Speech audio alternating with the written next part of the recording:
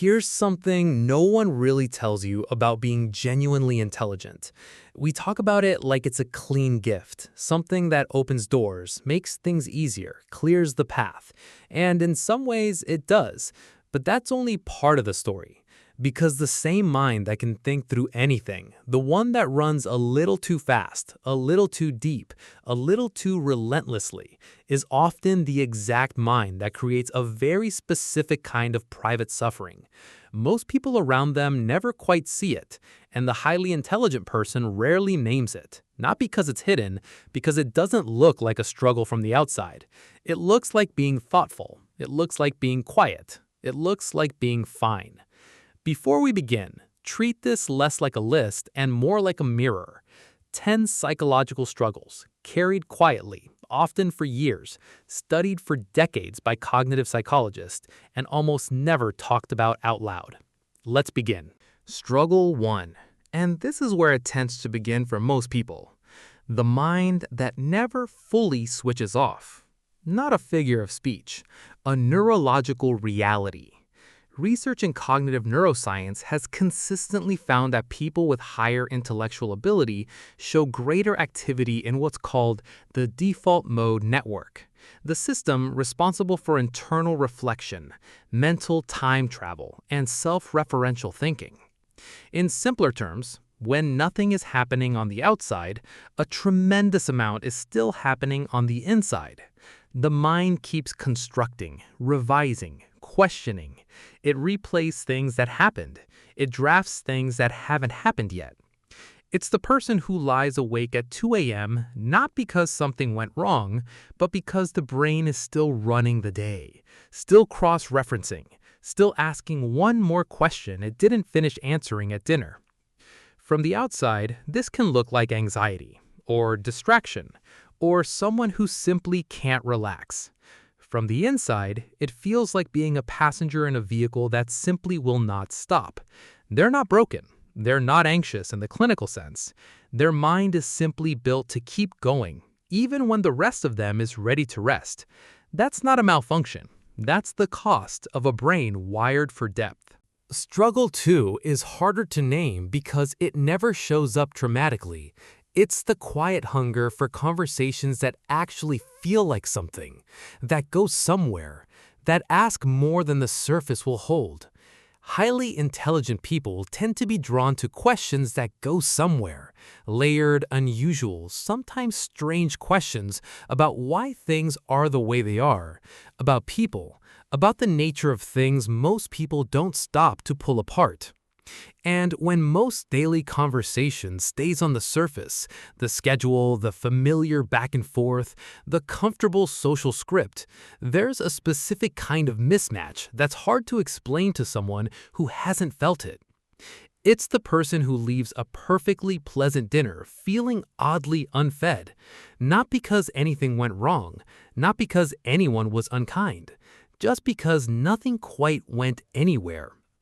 Researchers studying gifted adults have described this for nearly a century, a communication gap between profoundly intelligent people and the environments they move through. Not because anyone is wrong, because the conversational bandwidth simply isn't there. And so you get this strange, specific experience, surrounded by people and still feeling like the most interesting part of you is waiting to be met. That's not arrogance, that's longing. Struggle 3 is one of the strangest paradoxes in all of psychology. The more intelligent a person tends to be, the more aware they often become of everything they don't yet know.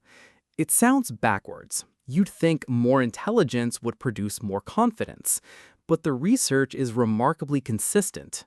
Higher cognitive ability is linked to a sharper, almost uncomfortable awareness of one's own limitations and potential errors. Because a highly intelligent mind doesn't just process information, it audits itself. It sees the gaps in its own reasoning. It notices every place it might be wrong, and it genuinely cannot turn that mechanism off. You can know objectively that you are capable, that you have the experience, the track record, the results, and still carry a quiet, persistent feeling that you are one question away from being found out. Researchers call this the imposter experience, and that is disproportionately common in high-achieving, highly intelligent individuals, not because they lack ability, because they can see, with painful clarity, exactly how much genuinely remains uncertain. That's not fragile confidence. That's the byproduct of a mind too honest to pretend certainty it doesn't feel. And the irony is, the people least likely to feel like frauds are often the ones who should. Before we go further, notice something. None of these struggles look like struggles from the outside. They look like being quiet, being thoughtful, being hard to read, being fine. That's exactly why so many highly intelligent people spend years, sometimes decades, carrying these things without ever naming them. They assume everyone feels this internally loud. They assume this is just what it's like to be human. Struggle 4. A very particular relationship with boredom. And this isn't the ordinary kind that anyone might feel waiting for something. This is something closer to a neurological ache. Studies in cognitive psychology suggest that people with higher intellectual capacity genuinely need more novelty and more mental complexity to feel engaged. When that input isn't there, the brain doesn't rest. It generates its own internal static. Restlessness, rumination, a vague, low-level frustration that's hard to locate. It's the person who leaves a perfectly comfortable situation feeling strangely drained, not because it was hard, but because it asked nothing of them. Conventional structures, the rigid curriculum, the repetitive role, the predictable routine, weren't designed for a mind like this. And a mind trying to fit inside them pays a toll that most people around it never see. They're not ungrateful, they're not restless for the sake of it. Their nervous system is simply calibrated for a level of stimulation that ordinary environments were never built to provide. That's not a flaw, that's a specification. There's another pattern worth naming. Struggle 5. Perfectionism. But a very specific kind. Not the perfectionism of wanting to impress anyone. Something older and quieter than that. Highly intelligent people tend to be able to vividly imagine the ideal version of something before they begin. They can see the finished work, the argument fully formed, the project at its best, in extraordinary detail. And then reality produces what reality always produces. Something messier, more compromised, more limited than the vision. The emotional gap between what it is and what it could have been can be significant. It's the writer who can't start because the first sentence already falls short of the paragraph that exists inside their head. The creator who finishes something beautiful and feels, primarily, the distance between what it is and what it could have been. They're not chasing other people's approval. They're chasing the version that already exists inside their own mind. And that version is often unreachable, which means a great deal of their finest work is accompanied by quiet disappointment. Not because the work isn't good, because they can see with painful precision exactly how good it isn't yet. And for a mind like this, that distance never fully closes. That's not a flaw. That's what it costs to have the vision. Struggle 6. A sharpened sensitivity to things that don't add up. Inconsistencies, contradictions, social rules that quietly contradict the values they claim to protect. A highly intelligent mind notices these things almost automatically. And once noticed, they can't be unnoticed. The argument that doesn't hold together, the explanation that's too clean, the policy that contradicts the principle it claims to serve. The mind logs it, whether it wants to or not. This is pattern recognition, one of the great strengths of a highly intelligent mind, turning into something exhausting, because the world is full of small contradictions that most people simply absorb and move past, and this mind can't. Research in moral psychology has found that people with higher reasoning ability tend to react more strongly to unfairness and inconsistency, partly because they can trace the consequences further down the line than most people think to look. It's the person who asks the follow-up question that makes the room go quiet, not because they're trying to be difficult, because they genuinely can't leave it there. The thread is loose, and to them, that matters. What looks like being too sensitive is often just being too aware. And the cost of awareness is that it doesn't come with an off switch. Have you ever noticed how often highly intelligent people struggle with simple decisions? Struggle 7, and it catches most people off guard. You'd think more intelligence would make choosing easier. It often does the opposite.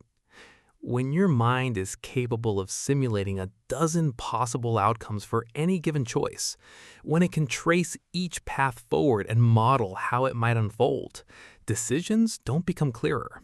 They become heavier.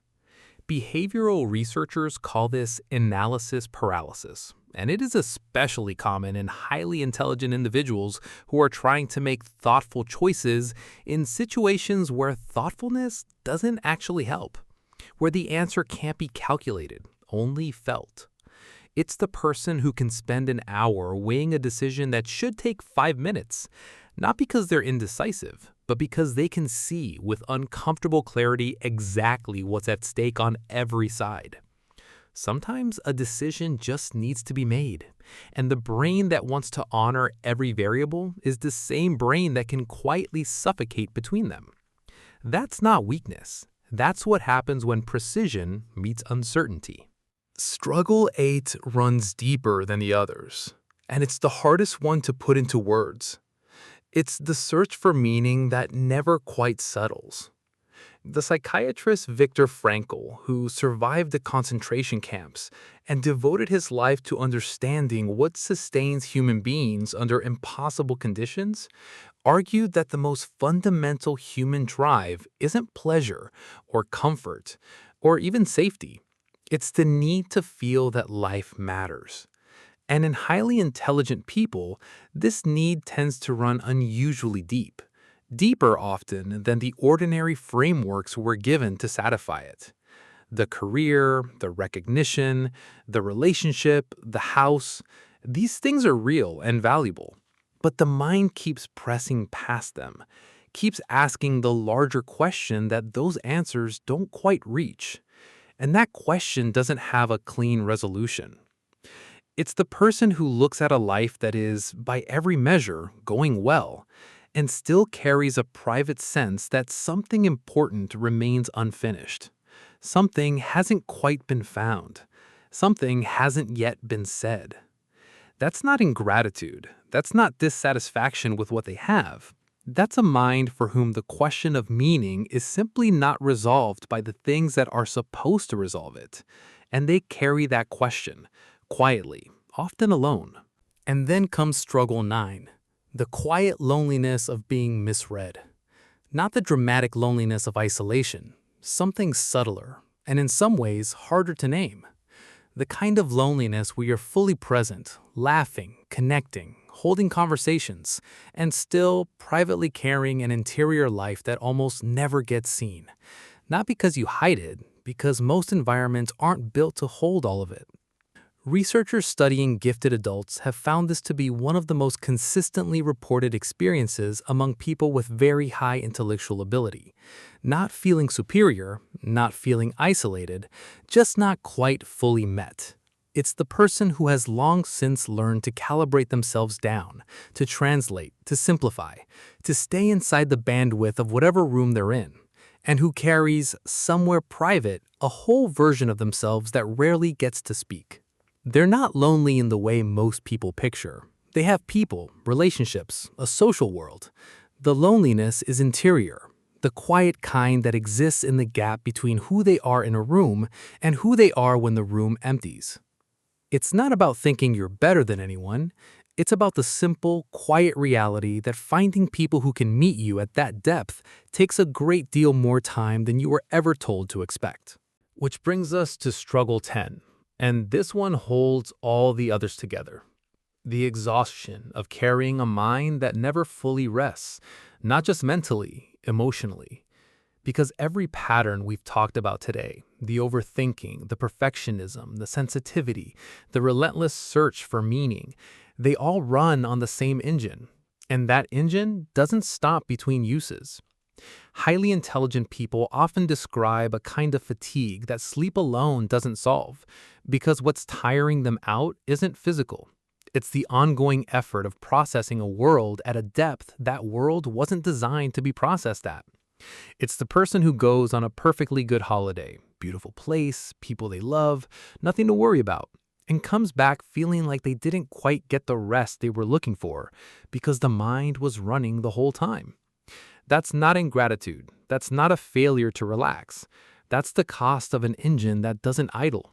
And recognizing it for what it is, not a character flaw, but a feature of a particular kind of mind, might be where learning to carry it differently begins. Here's what's worth taking from all of this. These 10 struggles don't look like struggles from the outside. They look like intensity, like complexity, like someone who takes everything a little too seriously. The mind that can't switch off is the same mind that makes connections others miss. The perfectionist who is never quite satisfied is the one who keeps raising the ceiling on what's possible. The one who feels everything too deeply is the one who understands things most people never reach. Intelligence isn't a straight line from struggle to success.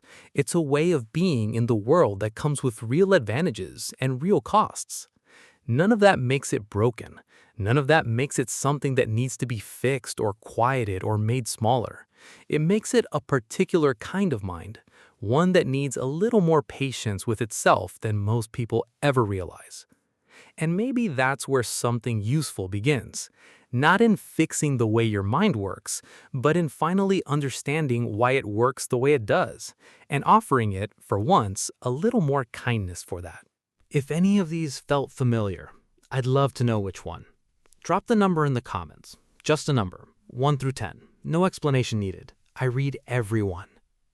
And if this gave words to something you've been carrying quietly for a long time, share it with someone who might need to hear it too. Sometimes the most useful thing we can do is hand someone a mirror.